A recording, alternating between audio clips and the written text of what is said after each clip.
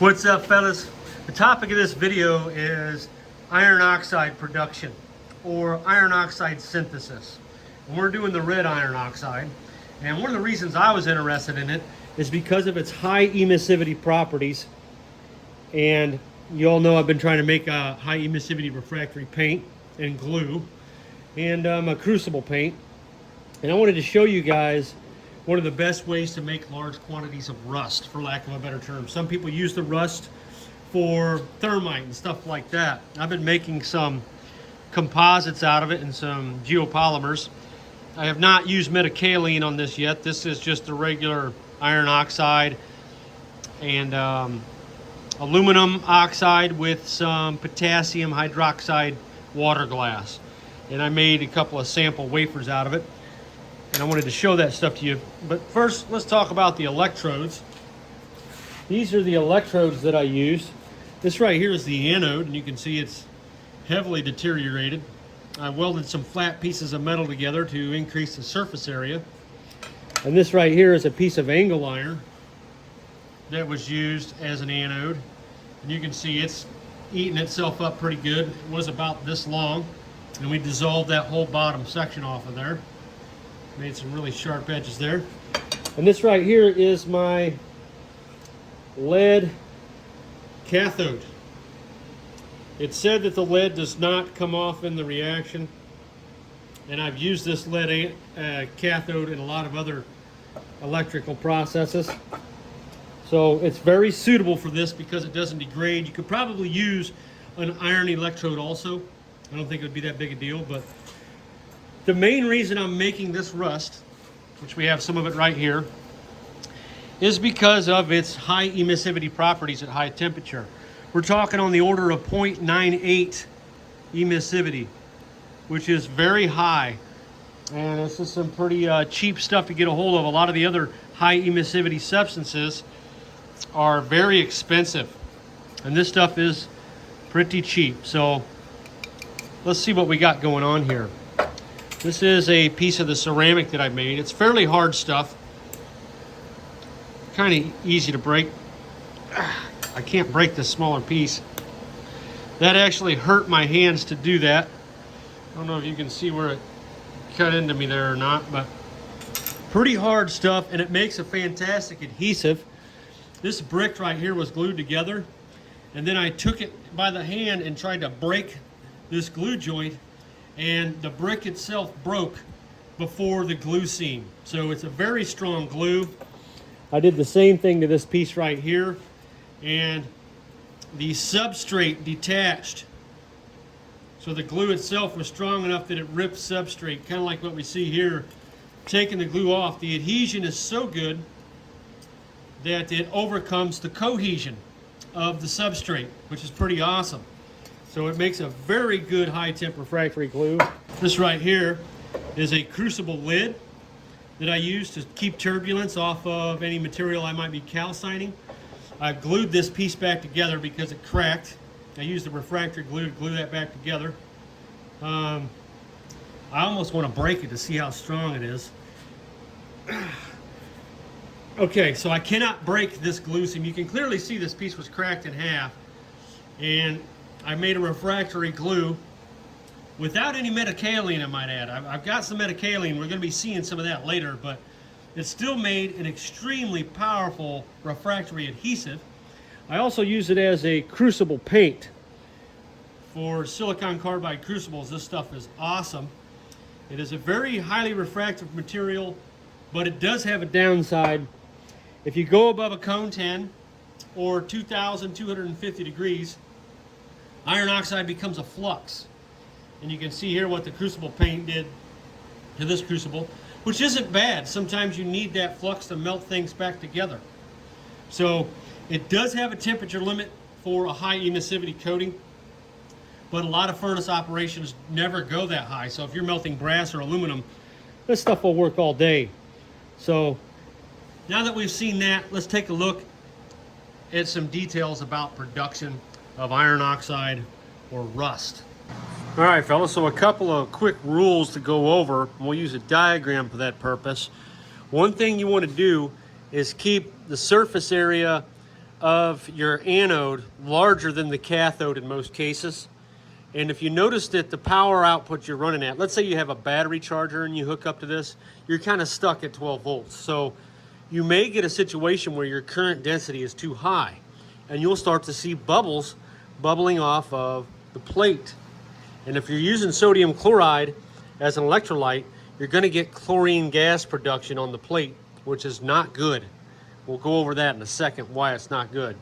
So in this case, you want to use salt as an electrolyte, because if you use sodium hydroxide or any other electrolyte, for whatever reason, this process is not effective.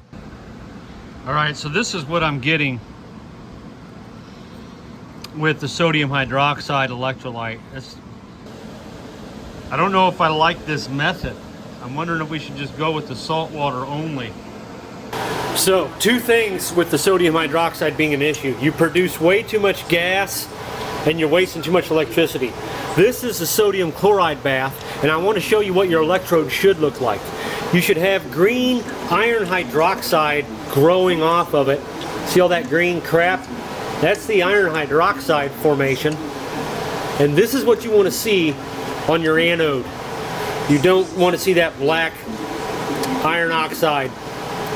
The black substance we were looking at is called magnetite, and you don't want that. So we're going to stick with the sodium chloride only.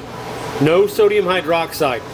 Some electrolytes passivate the anode, stopping the reaction, and that's a problem. Also, in addition to that, you do not want the cathode to come in contact with this bottom layer of iron hydroxide.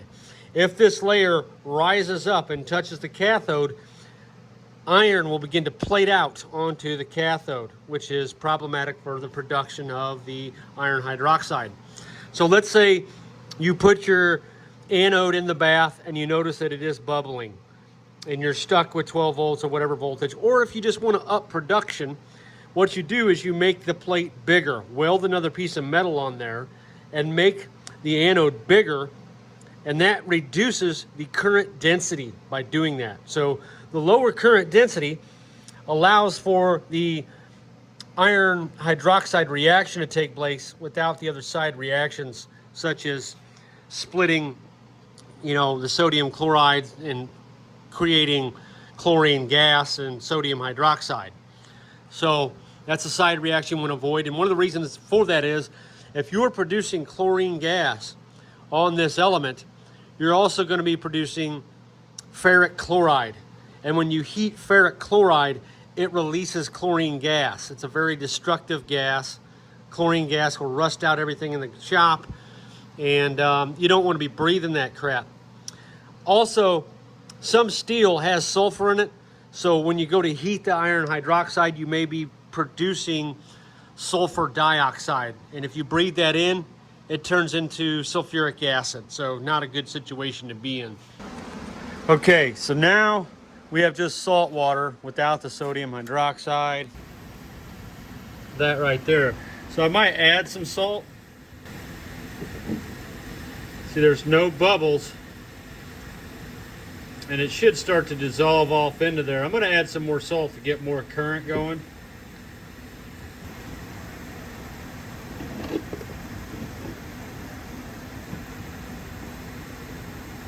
So that should just start dissolving down into there, and when it gets down to here, we'll put another piece in. We're definitely going to add more salt to get more current. Okay, so now with just the salt water, we're making colloidal particles, and the water's completely dirty now. This thing's getting a little warm to the touch. We're now up to 7.8 amps.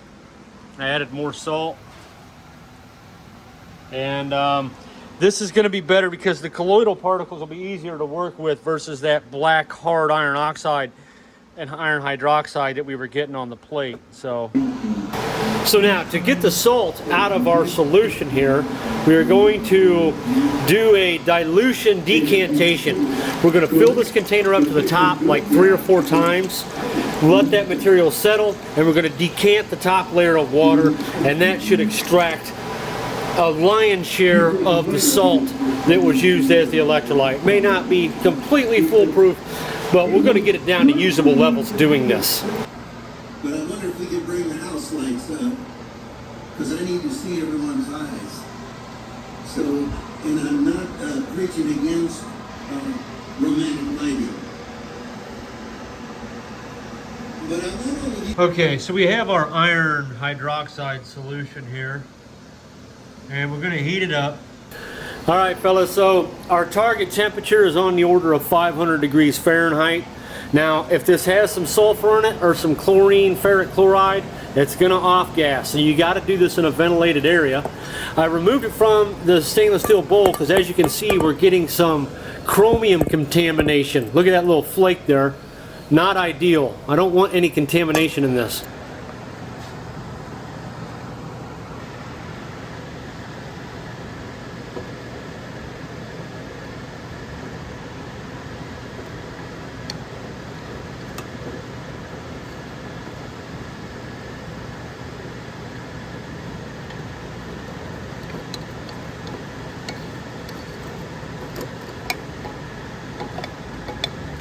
Okay, so the electrolysis method appears to be economically viable. 143 grams and about a full day of runtime off that little cell sitting over there on the counter. So not too bad. It's actually 148 grams because I used some of this already. Okay, so here is a large cell that I had set up. I had the cathode in there, and here's my anode. This was a really heavy piece of metal at one point. Let's take a look. There's a huge bucket full of iron hydroxide. So now we gotta calcine it, and as I said, steel has sulfur in it, so we're going to be getting some sulfur dioxide off of this calcination process. I know that for a fact because I could smell it, and I breathed some in on accident, and when I exhaled, fog came out of my breath. So what we'll do now is we'll drain this water out, and then we'll fill it back up and mix it really well, because there's quite a bit of salt in here. There's about a cup of salt about that deep dumped in here. Fairly huge amount of salt was dumped in here to facilitate the conductivity needed to produce at the scale we were looking at. If you don't use salt, you get just basic electrolysis for the most part. Sodium hydroxide does not do this. Sodium and potassium hydroxide produce oxygen at the anode and hydrogen at the cathode. You should see very little bubbles at all coming off of this. Maybe just a touch to help kind of break this material away is good. So I do run a little bit at an overvoltage. I was just talking to a friend on a text message about adhesion and how the adhesion on polished metal is so much different than regular metals. The protective coatings will flake off after the material cools off because of the oxidation layer actually releases from the substrate itself. It's not really a thermal expansion thing so much. This one here was heated to moderate temperatures and the protective coating stayed in place. But extremely high temperatures that cause the oxidation of the metal, then the material falls off because the oxidation's flaking off. However, I've been doing a lot of testing with some utensils, and this stuff will not come off. I busted this off with a hammer, what you're seeing here. I had to use a hammer to get it off. It won't come off of polished metal. So I'm thinking about electro-polishing the material first, and then maybe doing a plasma treatment even. Okay, so all three of these bricks are the same temperature. They've been sitting in the same room. It's really hot outside. That's why they're showing so hot. They appear to be a degree hotter and they're glowing a little bit brighter, but this is actually the emissivity increase. You can see this one doesn't have it completely covered, but when you get up to thousands of degrees in temperature, this scales up and becomes extremely important.